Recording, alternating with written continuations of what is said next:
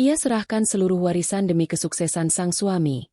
Tapi di hari yang seharusnya jadi ulang tahun pernikahan mereka, justru pria itu menikahi wanita lain, mantan sahabat yang pernah menghilang tanpa jejak.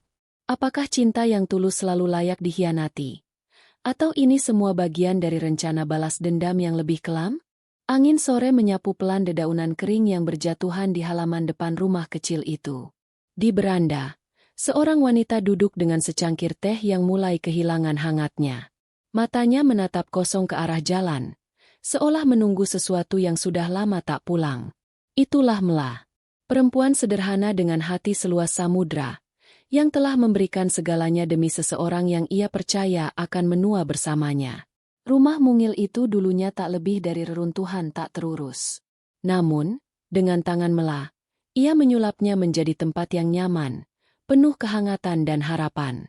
Ket putih yang ia sapukan sendiri ke dinding-dinding tua, gorden hasil jahitannya yang bergelantungan manis di setiap jendela, hingga pot-pot bunga yang ia rawat setiap pagi, semuanya ia bangun dengan cinta.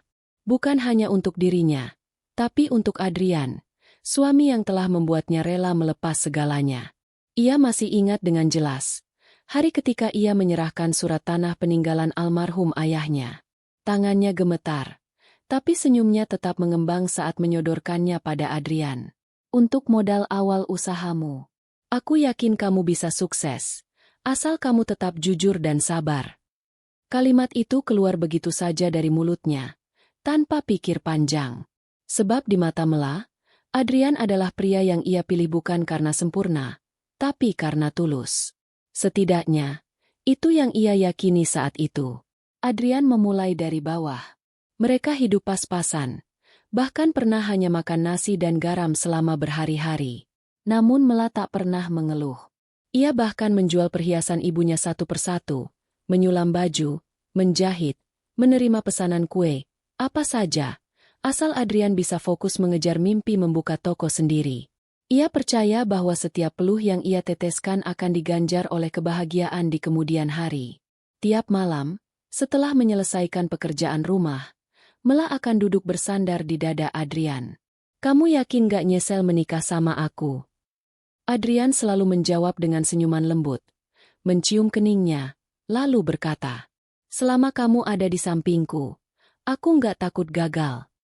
Mela percaya sepenuh hati, sebab cinta, baginya, adalah pondasi yang tak tergoyahkan. Hari demi hari berlalu. Bisnis Adrian mulai menunjukkan tanda-tanda keberhasilan. Ia mulai bisa menyewa tempat kecil untuk membuka toko. Pelanggan pun berdatangan karena pelayanan ramah dan harga bersahabat. Di balik itu semua, Melalah yang mengatur pembukuan, menyusun strategi, bahkan membuat logo usaha yang kini mulai dikenal di lingkungan sekitar.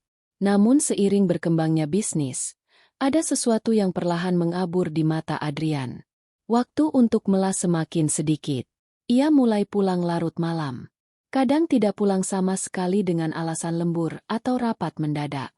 Mela menepis semua rasa curiga yang mulai tumbuh di hatinya. Dia sedang berjuang. Aku harus sabar. Itu yang ia bisikan setiap kali makan malam sendirian. Mela tak pernah meminta banyak. Baginya, cukup makan bersama di ruang kecil itu, atau duduk di beranda sambil mendengarkan cerita Adrian tentang harinya.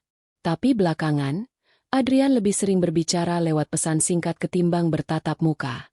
Bahkan senyumannya mulai berbeda. Tidak seteduh dulu. Namun Mela tetap bertahan. Ia percaya bahwa semua ini hanyalah masa sulit yang akan segera berlalu. Ia terus mendukung, terus mendoakan, dan terus menunggu. Bahkan saat ia tahu tubuhnya mulai lelah, matanya sembab karena tangis yang dipendam, dan hatinya mulai dihujani tanda tanya. Setiap pagi, Mela selalu menyeduh 2 cangkir kopi. Satu untuk dirinya, satu untuk Adrian yang entah akan duduk atau tidak di kursi itu. Kadang cangkir kedua tetap utuh tanpa jejak bibir Adrian. Tapi Mela tak pernah berhenti menyiapkannya. Karena bagi Mela, cinta bukan hanya soal siapa yang hadir, tapi siapa yang tetap memilih bertahan, meski tak dihargai. Malam itu, Mela duduk di ruang tamu sambil menatap kalender dinding. Hari itu adalah hari ulang tahun pernikahan mereka. Dulu, Mereka biasa merayakannya dengan memasak bersama dan menonton film lawas. Tapi malam ini, rumah itu sunyi. Tak ada suara langkah kaki Adrian. Tak ada aroma makanan dari dapur. Hanya bunyi detik jam yang mengiris keheningan. Mela menulis di buku hariannya. Seperti biasa. Tahun ini mungkin dia terlalu sibuk. Tapi aku yakin, dia ingat. Dia hanya belum sempat pulang. Tangannya gemetar. Tinta pena membentuk lekukan yang tak rata. Tapi ia menuliskan kalimat itu sampai titik terakhir. Lalu menutup buku dan memeluknya erat. Ponselnya berbunyi. Sebuah pesan masuk. Mela tersenyum kecil, mengira itu dari Adrian. Tapi senyuman itu perlahan memudar ketika ia membuka isi pesannya. Matanya tak salah baca. Sebuah undangan digital terpampang jelas. Nama Adrian tertulis di sana, bersanding dengan nama wanita lain. Tangannya menggigil. Cangkir di genggamannya jatuh dan pecah. Teh yang tadi sudah dingin menyebar di lantai, membasahi kakinya yang membeku. Air matanya menetes, bukan hanya karena luka, tapi karena hancurnya seluruh harapan yang selama ini ia tata dengan cinta dan pengorbanan. Dan saat itu pula, Mela tahu, rumah yang ia bangun dengan seluruh cintanya mulai runtuh satu persatu. Sejak malam itu, waktu seolah kehilangan makna bagi Mela. Hari-hari yang biasanya ia isi dengan menyiram bunga, menata ruang tamu, atau membuat sarapan favorit Adrian, kini berubah menjadi ruang hampa yang hanya dipenuhi tanya dan luka. Ia duduk di kursi tua dekat jendela, memandangi undangan digital yang masih tersimpan di ponselnya. Huruf-huruf pada layar terlihat jelas. Begitu menusuk. Adrian Bella menuju hari bahagia. Nama itu seperti kabut yang menggulung kenangan lama. Mela mencoba mengingat. Dari mana ia mengenal nama itu? Tapi otaknya seperti tertutup kabut tebal. Tertahan oleh rasa sakit yang belum sempat ia uraikan. Ia memaksa dirinya tetap tenang. Tapi tiap kali napas dihela, dadanya seperti diremas dari dalam. Luka itu belum sembuh. Dan undangan itu seperti garam yang terus-menerus ditabur di atasnya. Ponsel itu akhirnya ia letakkan di meja. Namun rasa penasaran mulai merayap, menghantui tiap detik. Mengapa Adrian? Mengapa sekarang? Mengapa tanpa sepatah kata pun? Apa yang telah terjadi di belakang punggungnya selama ini? Ia membuka laci kecil di bawah meja. Di dalamnya, tersimpan buku catatan keuangan toko Adrian, yang dulu selalu ia bantu kelola. Setiap angka yang tertera di sana adalah hasil kerja keras mereka berdua. Tapi lambat laun, catatan itu mulai berubah. Beberapa bulan terakhir, angka-angka besar masuk tanpa penjelasan rinci. Pembelian barang, biaya promosi, kerjasama dengan pihak luar. Semuanya tertulis begitu samar, seolah disengaja untuk membingungkan. Saat itu Mela tak sempat curiga. Ia terlalu percaya, terlalu yakin bahwa suaminya tak akan menyembunyikan apapun. Kini, semua terasa berbeda. Di halaman terakhir buku itu, ada catatan tangan yang bukan milik Mela. Tulisan itu rapi dan tegas, bukan goresan jemarinya yang halus dan melengkung. Di sana tertulis, kerjasama tahap akhir sudah disetujui oleh B. Mela mengernyit. B. Siapa B? Kepalanya mulai menebak-nebak. Apakah itu Bella? Dan jika benar, sejak kapan? Hari berikutnya, Mela nekat pergi ke toko Adrian. Ia tahu, mungkin ini bukan langkah terbaik, tapi diam di rumah hanya akan membuat pikirannya semakin rusak. Ia butuh kepastian. Ia butuh wajah-wajah jujur, meski menyakitkan. Begitu sampai di sana, toko tampak jauh lebih mewah dari terakhir kali ia datangi. Cat tembok baru, papan nama besar dengan desain modern, dan yang paling membuatnya sesak, tak ada satupun jejak sentuhan dirinya di tempat itu. Logo lama yang dulu ia desain dengan sepenuh hati telah diganti. Nuansa warnanya pun bukan pilihan mereka berdua, tapi warna lembut yang asing, seperti bukan bagian dari kisah yang pernah ia perjuangkan. Mela melangkah masuk, menahan gemetar di lututnya. Para pegawai baru menatapnya dengan bingung. Tak satu pun dari mereka mengenalnya. Padahal toko ini berdiri berkat keringat dan air matanya. Ia mencoba menyapa dengan ramah, Namun sikap dingin yang ia terima justru menyayat lebih dalam. Seorang perempuan dengan kemeja rapi menghampirinya. "Maaf, ada yang bisa saya bantu, Bu?" Mela menelan ludah. "Saya mencari Adrian." Wanita itu tampak ragu, lalu menoleh ke arah dalam toko. "Maaf, Pak Adrian sedang tidak di tempat. Tapi jika Ibu ingin menyampaikan sesuatu, saya bisa bantu." Mela menggeleng lemah. "Tidak, terima kasih." Langkah kakinya meninggalkan toko dengan getar. Dunia ini bukan lagi miliknya. Tempat itu bukan rumah bagi kenangannya lagi. Toko itu kini berdiri tanpa jejak dirinya, seperti masa lalu yang telah dihapus dengan sengaja. Malam harinya, saat Mela membuka album foto lama, ia akhirnya menemukan jawabannya. Di salah satu foto kenangan saat SMA, terlihat dirinya dan seorang gadis lain yang berdiri di sebelahnya, tersenyum lebar, bergandengan tangan. Di balik foto itu, ada tulisan kecil. "Untuk Mela, sahabat sejatiku selamanya, Bella." Darah Mela terasa berhenti mengalir. Itu dia, Bella. Seketika, kenangan masa muda bermunculan seperti kilatan lampu dalam lorong gelap. Bella adalah sahabatnya dulu. Mereka dekat sejak awal masuk sekolah. Bersama kemanapun, saling menjaga rahasia, bahkan sempat berniat membuka bisnis kecil-kecilan bersama. Tapi suatu hari, Bella menghilang, tanpa kabar. Hanya surat pendek yang ia tinggalkan di laci meja sekolah. "Aku harus pergi, jangan cari aku."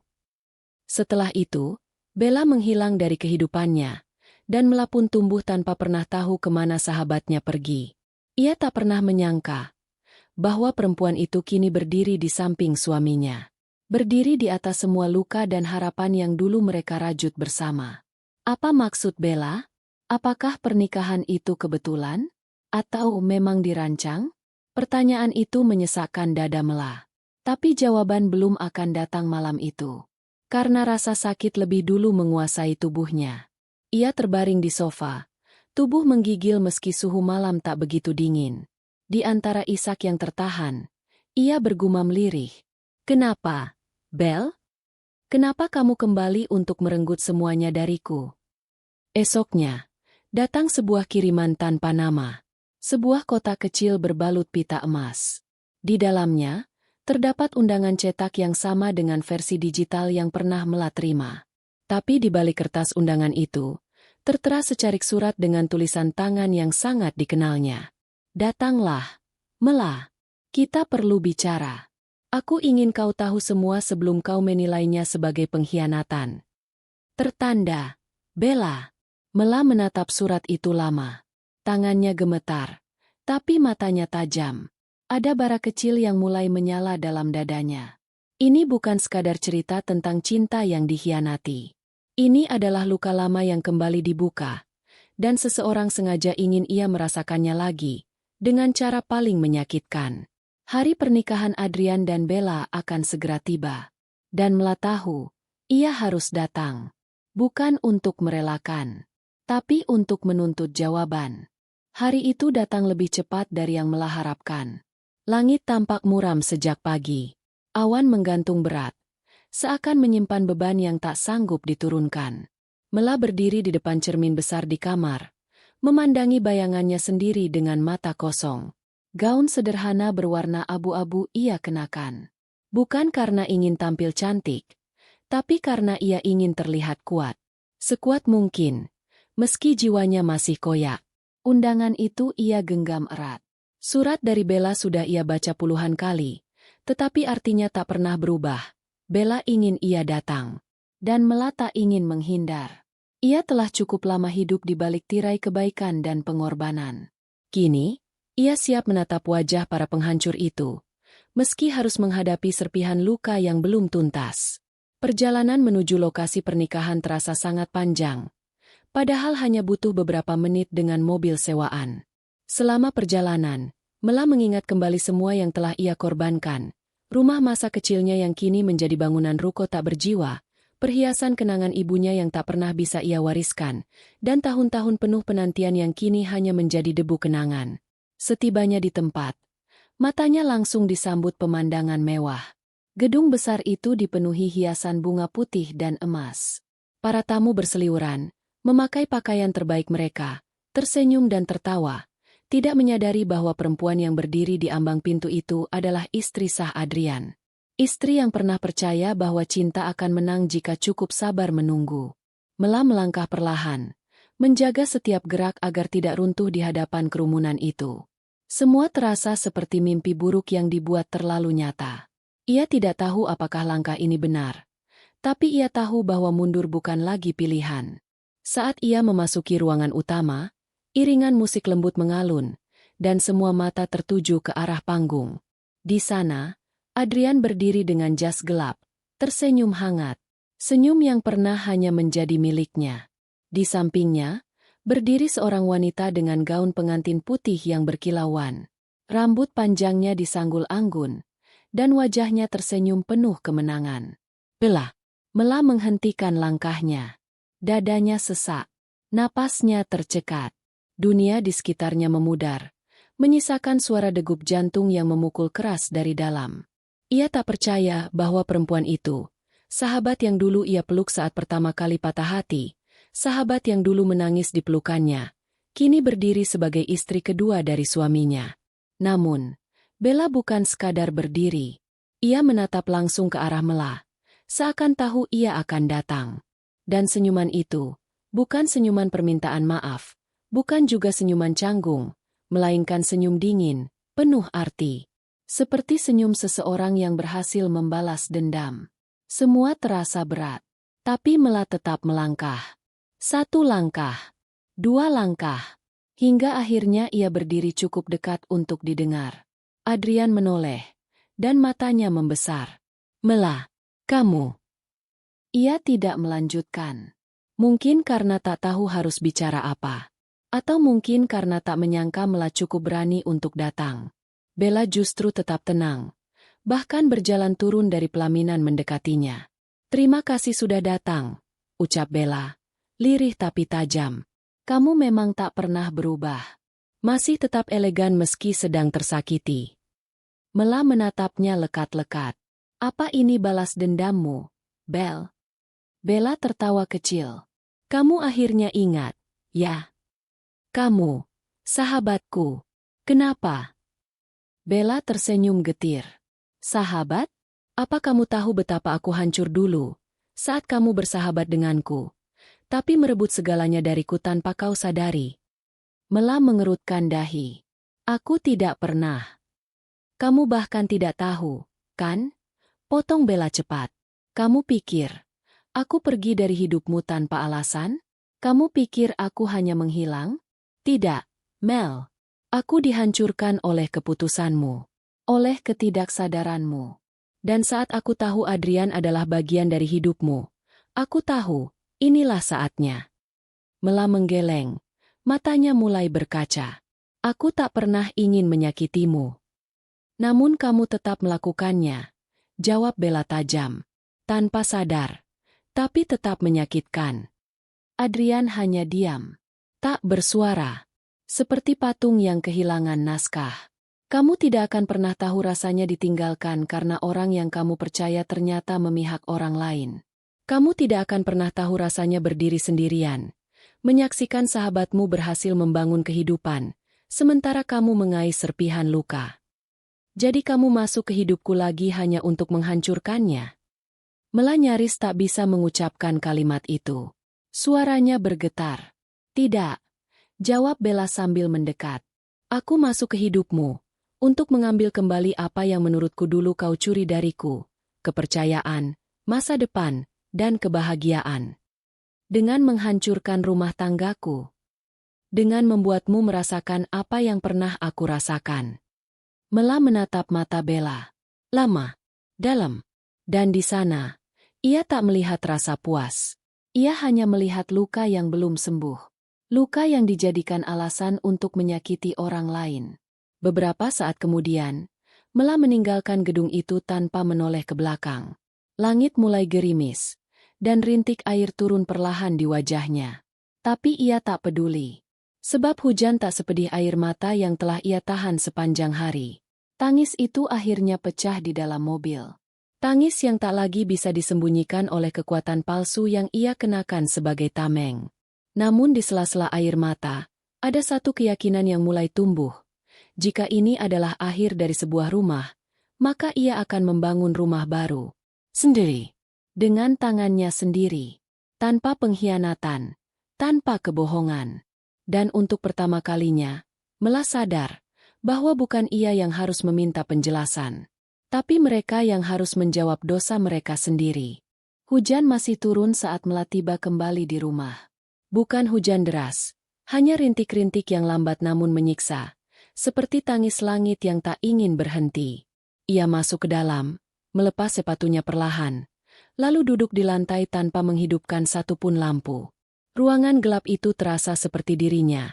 Hampa, sunyi, dan kosong. Tubuhnya basah kuyup.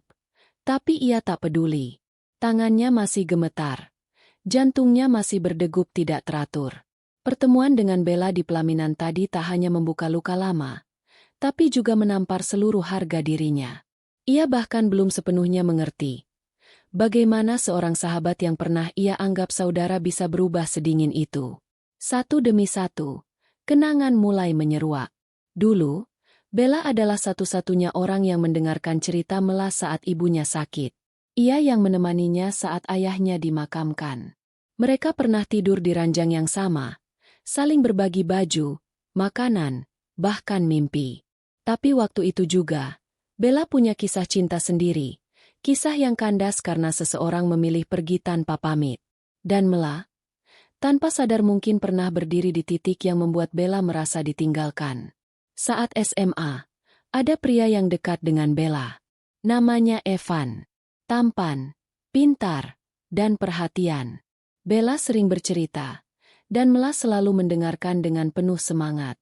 Namun, suatu hari, Evan justru datang mengantar pulang Mela. Ia mengaku hanya mengagumi Bella sebagai teman, dan menyukai Mela secara diam-diam. Mela tidak menanggapi, karena ia tahu itu akan menyakiti sahabatnya. Tapi ternyata, Bella tahu. Dan sejak hari itu, Bella perlahan menjauh. Hingga akhirnya menghilang. Mela menelusuri lemari tuanya, mencari kotak kayu kecil yang berisi surat dan benda kenangan. Di dalamnya, tersimpan beberapa lembar foto dan satu surat lama. Surat yang pernah Bella tinggalkan sebelum pergi. Aku harus pergi. Semua terlalu sakit untuk aku hadapi. Suatu hari kamu akan mengerti kenapa aku memilih diam daripada menyakitimu. Tapi diam pun tetap membuatku terluka. Jaga dirimu, Mel. Meski aku menjauh, aku tetap menyayangimu. Dulu. Surat itu tak pernah Mela pahami benar. Tapi kini, semuanya mulai masuk akal. Bella tidak pernah memaafkannya. Bahkan setelah bertahun-tahun. Dan kini, Bella kembali. Tidak untuk menjadi sahabat lagi, tapi untuk mengambil Adrian, pria yang mungkin tak pernah benar-benar setia sejak awal. Hari-hari setelah pernikahan itu berlalu dengan sunyi. Mela tak keluar rumah. Ia menolak menjawab pesan dari teman-teman lama yang tiba-tiba penasaran. Ia menutup tirai, mematikan ponsel, dan menenggelamkan diri dalam diam. Namun diam itu bukan pelarian. Diam itu adalah bentuk kelahiran baru yang masih dalam proses menyusun tulang belulangnya. Sampai pada suatu pagi, suara ketukan pintu mengusik keheningan. Mela tak ingin membuka, tapi suara itu terus terdengar. Ketika akhirnya ia memberanikan diri, yang berdiri di ambang pintu adalah seseorang yang tak pernah ia duga akan datang. Adrian. Dengan wajah letih, mata merah, dan tubuh sedikit membungkuk, Adrian terlihat seperti pria yang kalah dalam pertempuran yang ia ciptakan sendiri. Mela? Suaranya berat, seperti tertahan di tenggorokan. Mela berdiri mematung. Satu sisi ingin membanting pintu, sisi lain ingin mendengar apa yang ingin ia katakan. Tapi hatinya sudah tak sama lagi. Ada yang ingin kamu jelaskan? Tanya Mela akhirnya. Datar. Adrian menunduk. Aku nggak tahu harus mulai dari mana. Mulailah dari saat kamu memutuskan menikah tanpa bicara sepatah kata pun. Adrian menarik napas dalam. Semua berjalan terlalu cepat. Bella masuk ke hidupku saat kamu mulai terlalu fokus di rumah. Kita jarang bicara. Aku butuh teman diskusi bisnis. Dan dia tahu banyak hal yang aku butuh. Mela tersenyum miris. Jadi, karena aku memilih diam di rumah, karena aku tidak membantumu secara terang-terangan, kamu merasa berhak membuka hati untuk wanita lain? Tidak seperti itu, Mel. Lalu seperti apa? Suaranya mulai meninggi. Dadanya terasa panas. Kamu pikir semua pengorbananku tidak terlihat? Rumah yang kita tempati, modal untuk usahamu, waktu dan hidupku, semua aku berikan tanpa syarat. Tapi kamu balas dengan menghilang tanpa jejak dan menikah dengan orang yang paling tahu masa laluku. Adrian terdiam. Lirih, ia menjawab. Aku nggak tahu mereka pernah kenal. Mela tertawa kecil. Getir. Kamu bahkan nggak tahu siapa istrimu menikah dengan siapa? Atau kamu pura-pura nggak tahu? Adrian. Hening kembali menggantung. Mela menatap tajam ke matanya. Kamu pikir Bella datang tanpa tujuan? Dia datang untuk menghancurkan aku. Dan kamu jadi senjatanya. Adrian menunduk. Tak lagi bisa berkata apa-apa. Pergilah, Adrian. Jika kamu datang membawa penyesalan, itu bukan sesuatu yang bisa kuampuni hari ini. Mungkin tidak akan pernah. Adrian mengangguk pelan. Sebelum berbalik, ia berkata lirih. Aku tahu aku sudah hancurkan segalanya. Tapi kamu harus tahu, aku masih mencintaimu. Mela hanya menatapnya. Dingin. Cinta tanpa kesetiaan bukan cinta. Itu hanya keegoisan. Malam itu, Mela duduk di kamar, menatap keluar jendela. Hujan sudah berhenti, tapi dunia masih terasa beku. Ia tahu luka ini tak akan sembuh dalam semalam. Tapi satu hal pasti, ia tidak akan jatuh untuk kedua kalinya. Tidak untuk orang yang sama. Tidak untuk cerita yang membuatnya lupa mencintai dirinya sendiri. Ia membuka laptop, mengetik cepat sesuatu yang sejak lama ia abaikan. Sebuah konsep bisnis kecil yang dulu ia tulis saat masih menjadi asisten Adrian. Dulu ia pikir ide itu tidak akan pernah ia jalankan. Tapi kini, semua sudah berbeda. Jika rumah yang ia bangun dengan cinta telah hancur, maka ia akan membangun rumah baru. Bukan untuk siapapun, tapi untuk dirinya sendiri. Langit pagi terlihat pucat, seperti wajah orang yang baru saja kehilangan separuh hidupnya. Tapi pagi itu, Mela berdiri di depan kaca dengan tubuh tegak. Wajahnya masih sama, matanya masih menyimpan kelelahan. Namun ada cahaya baru yang perlahan menyalakan kembali sisi dirinya yang lama terkubur. Ia mengenakan kerudung polos dan baju sederhana, mengambil tas kecil berisi dokumen dan catatan-catatan lama yang dulu ia susun saat membantu membangun bisnis Adrian. Sudah cukup air mata yang ia tumpahkan. Kini saatnya mengungkap kebenaran, dengan kepala tegak dan langkah yang pasti. Siang itu, Mela tiba di sebuah kafe yang tak begitu ramai, tempat yang terletak di pinggir kota, jauh dari keramaian dan hiruk-pikuk. Tempat ini dipilih Bella sendiri dalam surat yang ia kirimkan beberapa hari lalu. Sebuah surat resmi yang berisi permintaan pertemuan tertulis, tanpa basa-basi, tanpa nada bersalah. Hanya perintah lembut.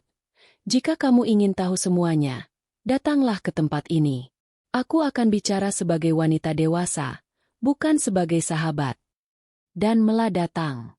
Bukan karena ia ingin berteman kembali, tapi karena ia ingin tahu seberapa dalam luka yang selama ini tak ia lihat, dan seberapa besar rencana balas dendam yang telah Bella susun selama bertahun-tahun.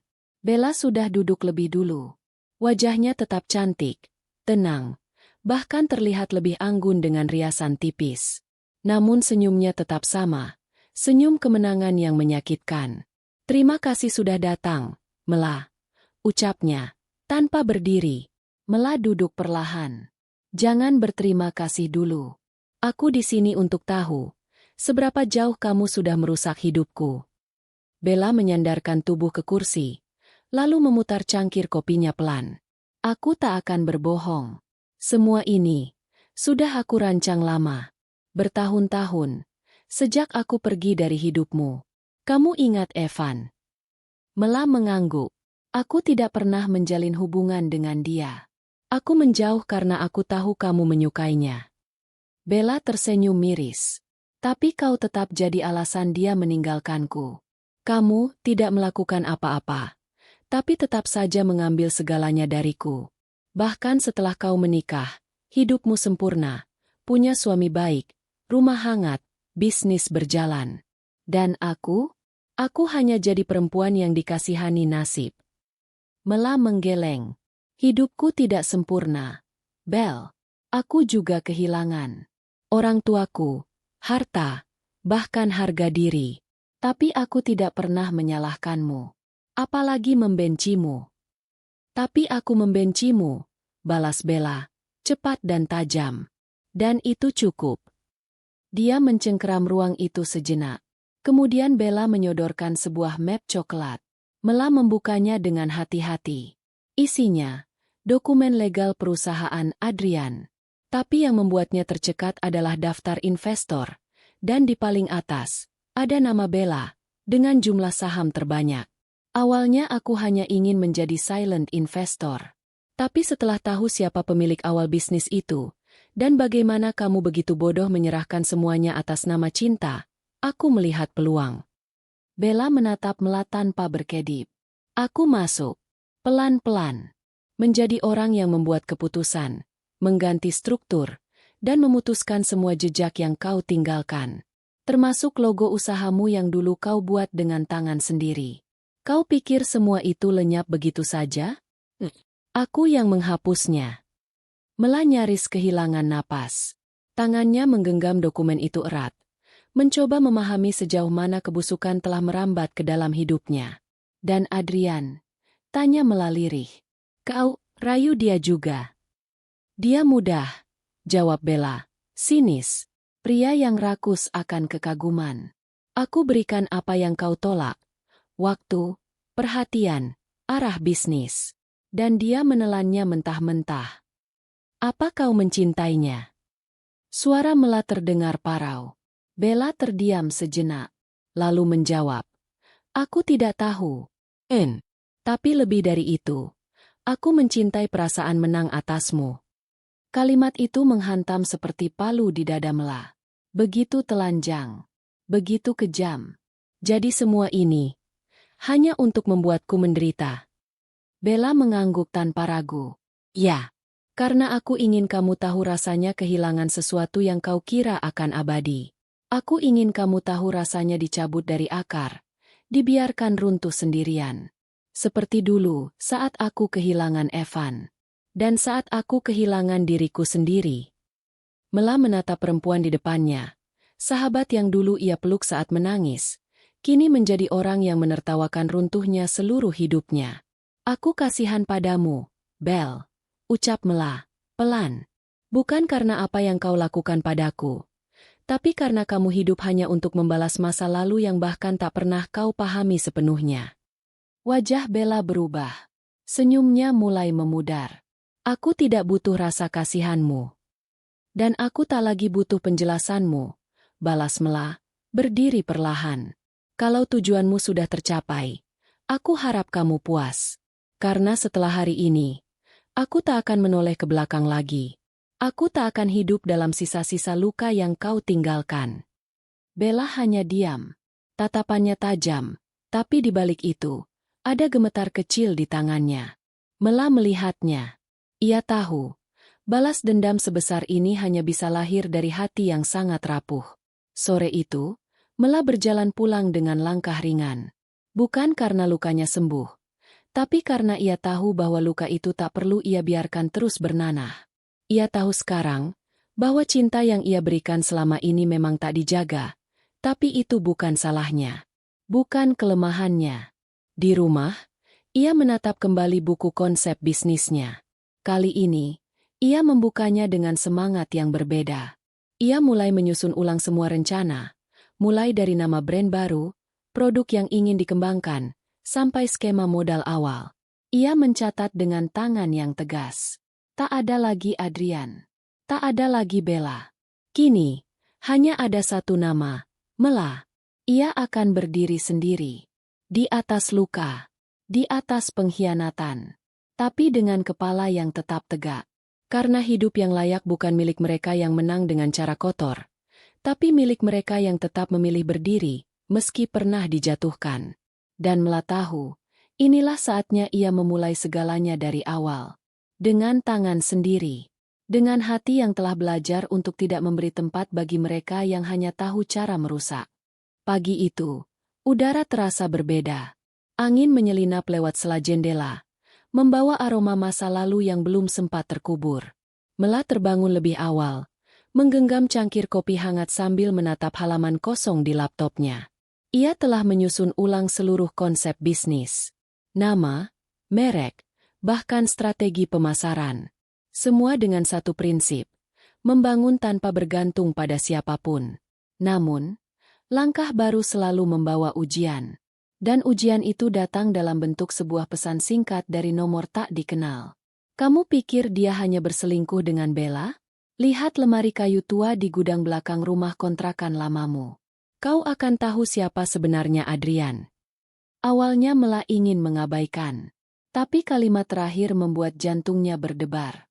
Ia tahu rumah kontrakan tua itu masih milik ibunya dulu. Setelah menikah, ia dan Adrian memang sempat tinggal di sana sebelum bisnis mereka berkembang. Tempat itu kini kosong dan tak terurus. Tapi tak ada yang berani membuang barang di dalamnya. Mela mengenakan jaket dan pergi. Hatinya dipenuhi tanda tanya. Pikirannya dihantui kemungkinan terburuk. Gudang itu berdebu dan dingin. Lantai dipenuhi sarang laba-laba dan cat dinding sudah terkelupas. Namun yang menarik perhatiannya hanyalah satu. Lemari kayu tua di sudut ruangan. Masih berdiri kokoh meski usang. Tangannya gemetar saat membuka pintunya. Di dalamnya, tumpukan dokumen. Banyak dari mereka terlihat seperti arsip bisnis, surat perjanjian, dan beberapa amplop coklat besar bertuliskan nama-nama yang tak asing. Ada satu amplop bertuliskan, Pak Arman, distributor fiktif. Dan satu lagi, dana sponsor palsu, ditandatangani Adrian Dwi. Mata Mela terbelalak. Ia membaca cepat, mencoba menyatukan semua potongan informasi. Dokumen itu menunjukkan bahwa Adrian dan seseorang bernama Dwi telah memanipulasi laporan keuangan perusahaan mereka untuk menciptakan pengeluaran fiktif. Mereka menulis nama sponsor palsu, membuat laporan pembelian palsu, dan menyedot dana bisnis atas nama investasi ekspansi. Selama ini, Mela berpikir pengkhianatan terbesar adalah cinta yang direbut. Ternyata, ia telah ditipu dalam urusan uang, kerja keras, dan nama baik. Semua laporan bisnis yang dulu ia percayakan pada Adrian telah dimanipulasi. Ia merobek satu dokumen dengan gemetar. Di dalamnya, sebuah tanda tangan miliknya muncul, hasil scan, bukan tanda tangan asli. Dia palsukan tanda tanganku, bisiknya. Hampir tak percaya. Lalu matanya menangkap satu dokumen paling tebal. Sebuah fotokopi surat perjanjian penjualan aset. Nama pemilik, Mela Nurdiani. Pembeli, Dwi Kurniawan. Nilai jual, sangat rendah, tak masuk akal. Ia ingat nama itu. Dwi adalah sahabat lama Adrian di komunitas bisnis. Pria yang sering datang membawa proposal. Dan saat itu Mela tidak pernah menandatangani surat itu. Ia menggigit bibir, menahan amarah yang nyaris meluap. Adrian tak hanya mengkhianati cinta. Dia mencuri semuanya. Dari belakang, desis Mela. Sore itu, Mela pergi ke notaris. Ia bawa semua bukti. Ia juga menelepon Rasti, sahabatnya yang kini bekerja sebagai auditor di firma hukum. Dalam 2 jam, mereka duduk bersama di ruang kantor dengan tumpukan dokumen yang dibuka satu persatu. Ada 2 pelanggaran berat di sini, ujar Rasti serius. Pemalsuan tanda tangan dan penggelapan aset atas nama pribadi. Mela memejamkan mata. Semua ini terjadi di belakangnya, sementara ia sibuk menyiapkan rumah, makanan, dan membangun kehidupan bersama pria yang tak layak menyandang gelar suami. Kau mau lanjutkan ke jalur hukum? Tanya Rasti, hati-hati. Mela membuka mata. Aku akan tempuh semuanya. Aku ingin semua yang kujalani tidak sia-sia. Dan kalau bisa, aku ingin dia bertanggung jawab di depan hukum. Aku tidak menuntut balasan, tapi aku butuh keadilan. Malamnya, Mela duduk di ruang tamu. Ia memandangi foto pernikahan yang sempat ia simpan. Kini figura itu retak, tapi fotonya masih utuh. Adrian tersenyum memandang kamera, sementara Mela menatapnya dengan sorot mata penuh harapan. Bodohnya aku, bisiknya lirih. Kau rusak semuanya, dan aku masih bertahan terlalu lama. Ia meremas foto itu, lalu memasukkannya ke tempat sampah. Keesokan harinya, ia mulai mengumpulkan bukti tambahan, rekening bank lama, email korespondensi, hingga pesan-pesan dari Adrian tentang pembagian saham yang dulu sempat ia abaikan. Ternyata, semuanya bukan sekadar pengkhianatan cinta. Ini penipuan profesional, yang licik, terstruktur, dan kejam. Dan yang lebih menyakitkan, Bella tahu semuanya. Mungkin itu alasan Bella percaya diri. Karena dia merasa Mela takkan sanggup melawan dua pengkhianatan sekaligus. Tapi Bella salah. Mela bukan perempuan yang mudah dipatahkan. Mungkin dulu dia terlalu percaya, terlalu sabar, terlalu cinta. Tapi kini, ia telah belajar, dan ia akan melawan. Bukan hanya untuk dirinya, tapi untuk harga diri yang telah diinjak-injak tanpa ampun. Matahari baru saja tenggelam saat Mela berdiri di depan gedung pertemuan itu. Sebuah tempat eksklusif yang biasa digunakan oleh pebisnis papan atas untuk menjalin kerjasama. Gaun hitam elegan membungkus tubuhnya, rambut disanggul rapi, dan matanya terpancar tenang. Walau di dalam hatinya berkecamuk amarah dan dendam yang telah lama dipendam.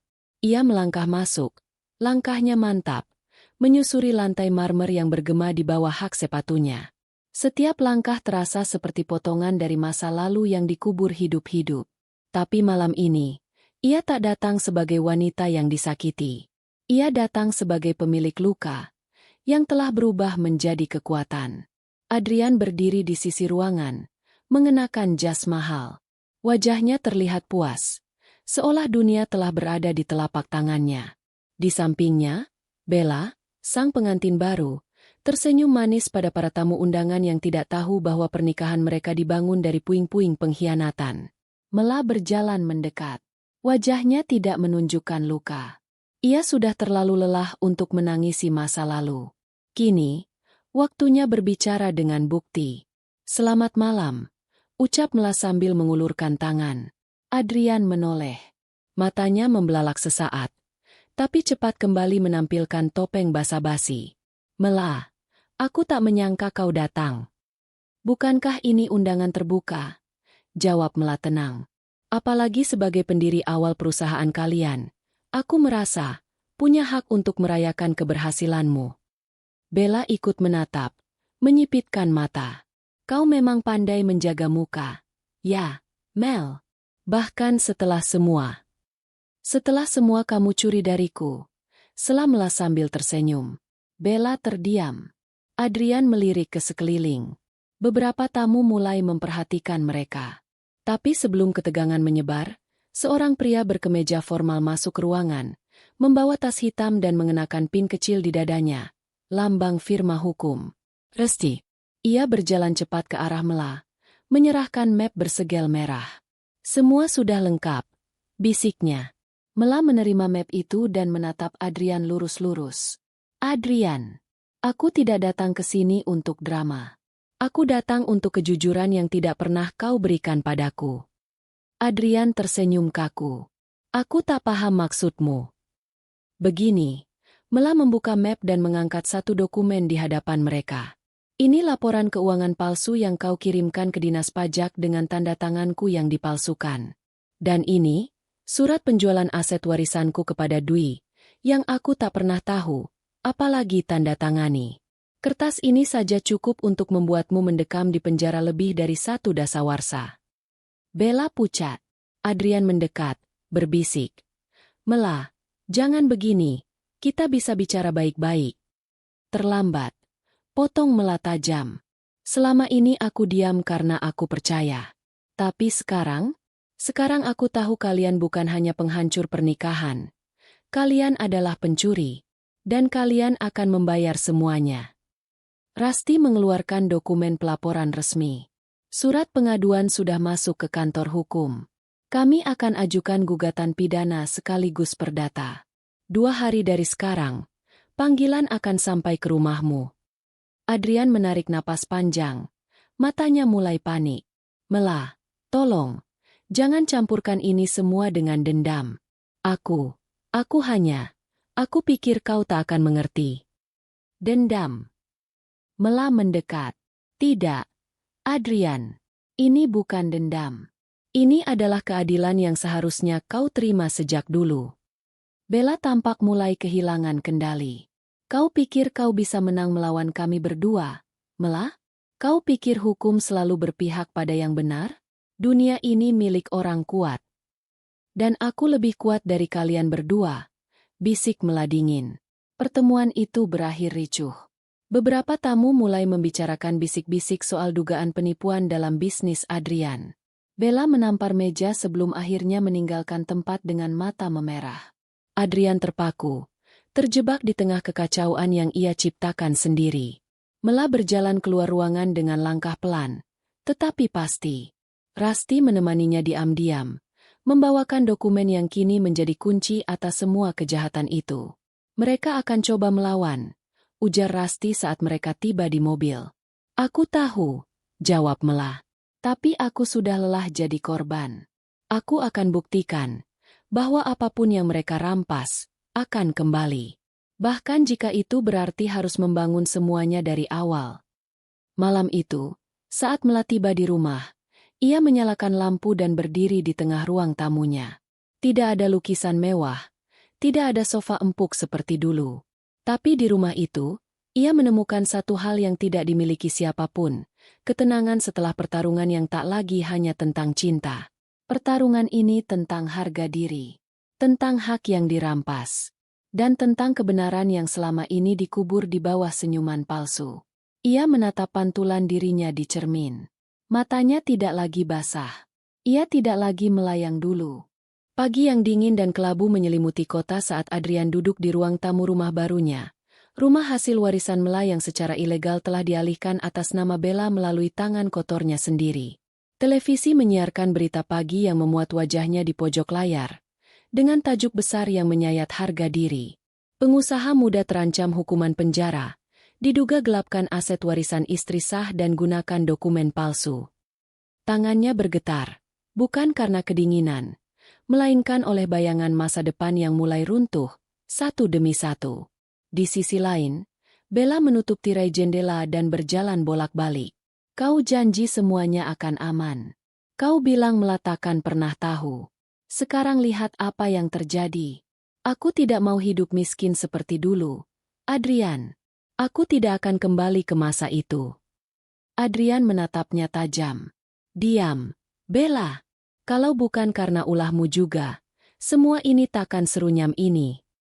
Bella menatap Adrian dengan amarah yang membakar. Jangan salahkan aku. Aku hanya ingin Mela merasakan apa yang aku rasakan dulu.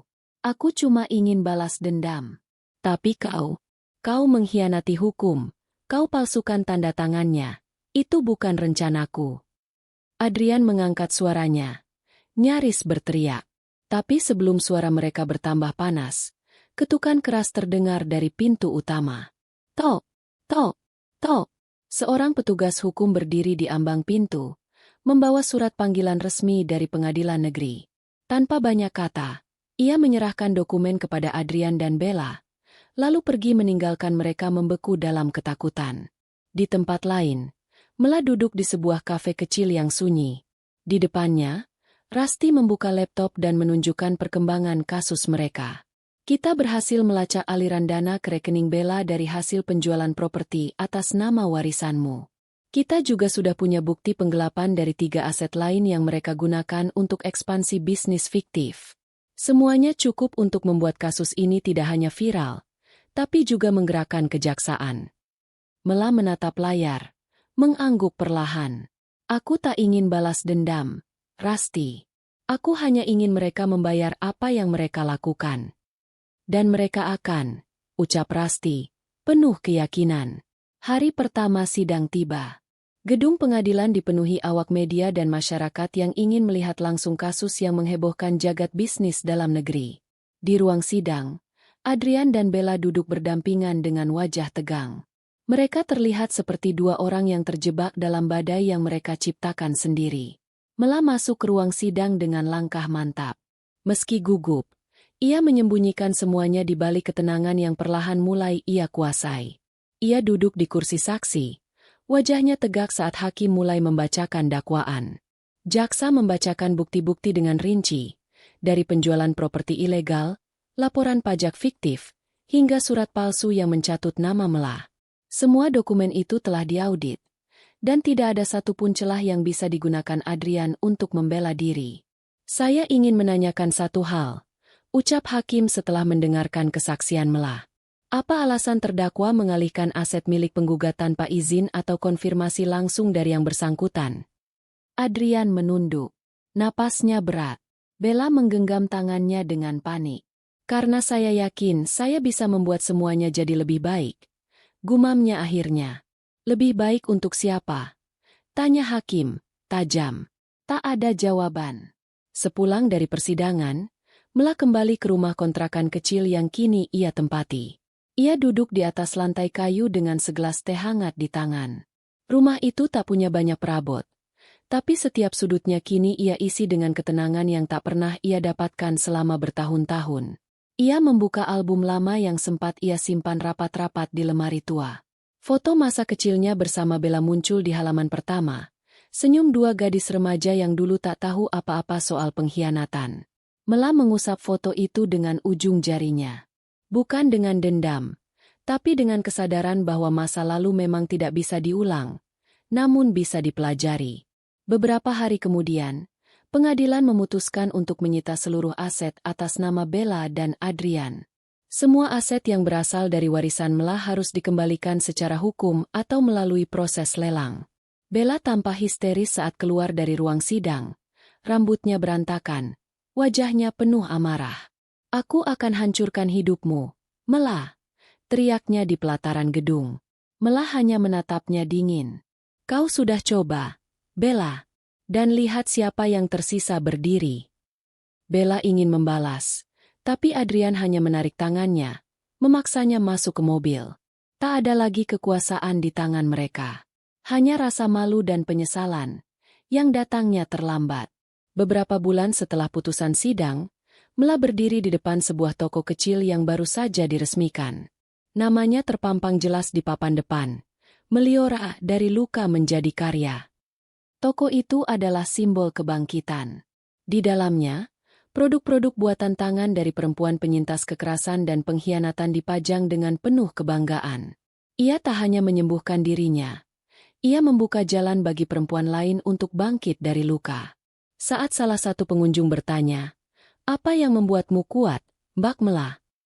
Ia tersenyum lembut, menjawab pelan. "Karena saat hidup mencuri semua yang aku punya, satu-satunya yang tersisa hanya keberanian untuk berdiri lagi." Dan malam itu, saat langit mulai menurunkan gerimis, Mela menatap ke atas. Tidak lagi mencari jawaban, tapi mensyukuri bahwa ia telah menemukan dirinya kembali. Hari itu langit tak begitu biru, tapi cukup cerah untuk membuat hati Mela terasa ringan. Angin sepel-sepel menyapu pipinya saat ia melangkah keluar dari pintu toko barunya. Tangan-tangan lembut para perempuan yang bekerja di dalam toko itu melambai padanya penuh rasa hormat dan haru. "Mbak Mela, jangan lupa makan siang, ya?" seru seorang ibu muda bernama Sari, salah satu korban KDRT yang kini menjadi pengrajin unggulan di tokonya. Mela tersenyum. "Iya, jangan lupa juga minum air putih yang banyak, Sar. Jangan kerja terus." Ia berjalan menuju halte, bukan dengan mobil mewah seperti dulu, melainkan dengan langkah sederhana yang membawanya pada kedamaian yang sesungguhnya. Tak ada lagi glamor palsu. Tak ada lagi pesta penuh topeng. Yang ada hanyalah dirinya. Yang baru. Yang utuh. Sudah hampir 6 bulan sejak sidang terakhir yang menetapkan hak waris dan asetnya kembali. Namun lebih dari itu, sejak saat itu pula, Mela merasa lahir untuk kedua kali. Ia memilih tak mengambil seluruh harta yang telah dihancurkan Bella dan Adrian. Ia hanya meminta sebagian yang cukup untuk memulai kembali. Sisanya, ia relakan kepada negara untuk dilelang dan digunakan demi keadilan sosial. Baginya, balas dendam yang sesungguhnya adalah membuktikan bahwa ia bisa berdiri, tanpa mereka. Di seberang kota, Adrian menjalani hukuman percobaan dengan kerja sosial. Bisnisnya bangkrut. Nama baiknya lenyap. Bahkan klien-klien lamanya kini mencoret namanya dari daftar profesional. Ia kini hanya pria biasa yang bekerja menyapu halaman di sebuah rumah singgah. Bukan karena kebaikan hatinya, tapi karena ia diwajibkan. Setiap hari ia terpaksa menatap mata anak-anak yang telantar. Ibu-ibu yang ditinggalkan suami seperti dirinya dulu meninggalkan Mela. Ironi menggigit dadanya pelan-pelan. Rasa sesak menghantui tiap langkahnya. Sementara itu, Bella tidak tinggal diam. Ia mencoba membuat akun media sosial baru untuk memulihkan citra diri. Ia membuat konten tentang pengkhianatan dalam pernikahan. Seolah-olah ia adalah korban dari semua yang terjadi. Tapi komentar netizen yang tak memihak membuat mentalnya hancur. "Kamu bukan korban. Kamu perusak rumah tangga," tulis satu akun. "Kasihan. Hidupmu dibangun di atas kebohongan dan jatuh di lubang yang kamu gali sendiri," tulis yang lain.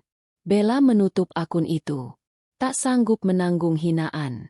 Dunia maya telah menjadi cermin paling jujur yang tak bisa ia retas. Mela mengunjungi makam orang tuanya sore itu. Ia menatap nisan dengan mata yang tak lagi sembab. Sudah tak ada air mata yang keluar. Yang ada hanya keheningan dan penerimaan. "Ayah, Ibu, sekarang Mela baik-baik saja. Aku tidak membiarkan mereka menghancurkan hidupku. Aku tahu mungkin kalian sedih waktu melihatku dulu begitu bodoh mencintai orang yang salah. Tapi sekarang, aku memilih berdamai. Bukan dengan mereka, tapi dengan diriku sendiri." Ia meletakkan bunga putih di atas nisan, lalu berdiri. Senyumnya tipis, namun tulus. Keesokan harinya, Mela menghadiri acara pemberian penghargaan di sebuah aula kota. Ia dinobatkan sebagai salah satu perempuan tangguh tahun ini oleh organisasi sosial yang bergerak di bidang perlindungan hak perempuan dan anak. Ia naik ke atas panggung mengenakan batik sederhana, rambut diikat rapi, dan wajah berseri. Tepuk tangan menggema saat namanya disebut. Ia mengambil mikrofon, menatap semua orang yang duduk memperhatikannya. "Dulu, aku adalah perempuan yang tidak tahu cara mengatakan tidak. Aku diam saat diinjak. Aku bungkam saat dihina.